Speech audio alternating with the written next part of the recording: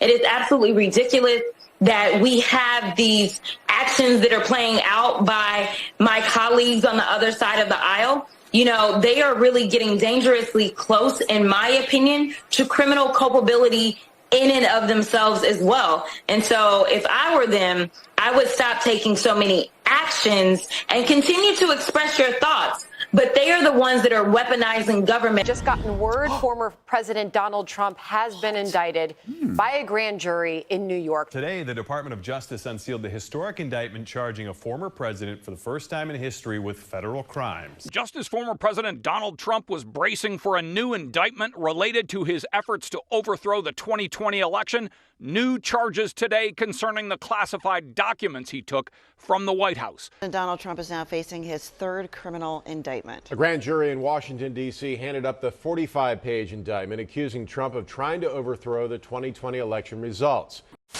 But what's more insidious, Ali, and what's more damaging to our democracy as a whole is the fact that the Weaponization Committee, led by Chairman Jim Jordan, is one, floating conspiracy theories that are not based in facts, that are eroding Americans' confidence in the American system, but also really continuing to put pressure on the Department of Justice as well as the FBI, which leaves them vulnerable to, should there in 2024 be an election that Jim Jordan and MAGA Republicans do not feel went their way, to have them then move against the government. She said that when Donald Trump was subpoenaed, he didn't want to turn over classified documents, but the other people do. Well, I don't know what planet she lives on, but I know Hillary destroyed 33 emails after the subpoena, after they were court ordered, or Congress ordered those, subpoenaed those. She destroyed them and busted up phones with hammers. Is that following, or is that obstructing? That is obstructing. Okay, well, let's get a response. Well, first of all, sir, my name is Congresswoman Stacey Plaskett. And what I said was, in fact, correct, that there is a process for declassification. President Trump cannot unilaterally, in his mind, declassify documents. He has to go through a process, the process and the law, just like everyone else. And he did not do that. And he did, in fact, obstruct justice by not following subpoena. We have recordings of him doing that. And many of these were classified documents. There are not classified documents that Hillary Clinton had that she destroyed. And that, in fact, is a fact. And I'm right here on planet Earth. 110 emails in 52 email chains have been determined by the owning agency to contain classified information at the time they were sent or received.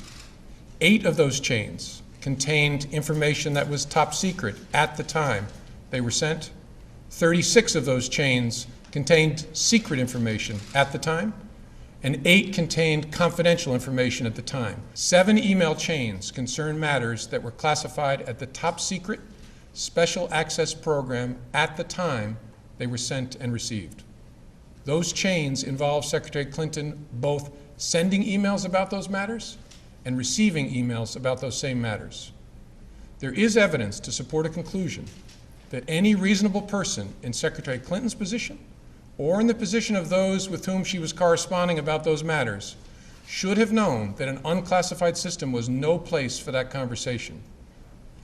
In addition to this highly sensitive information, we also found information that was properly classified as secret by the U.S. intelligence community at the time it was discussed on email. That is, excluding any later up-classified emails.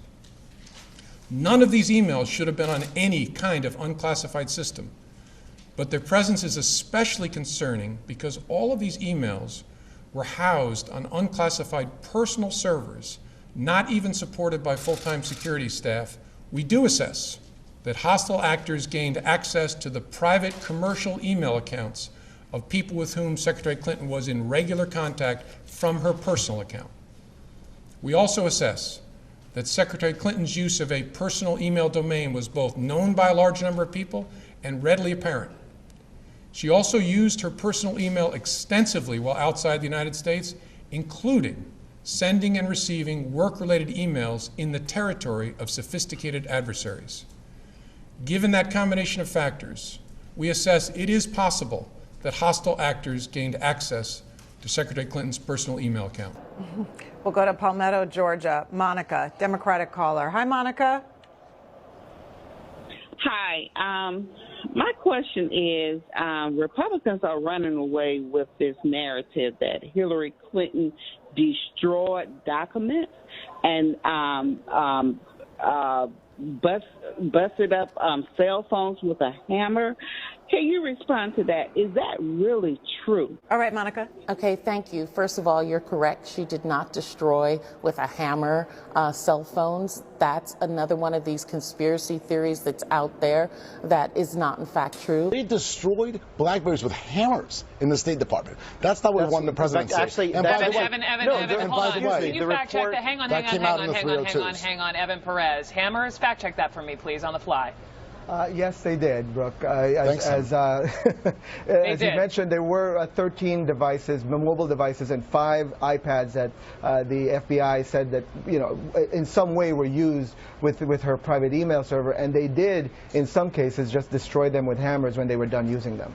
And were there emails that were deleted? Yes, they were.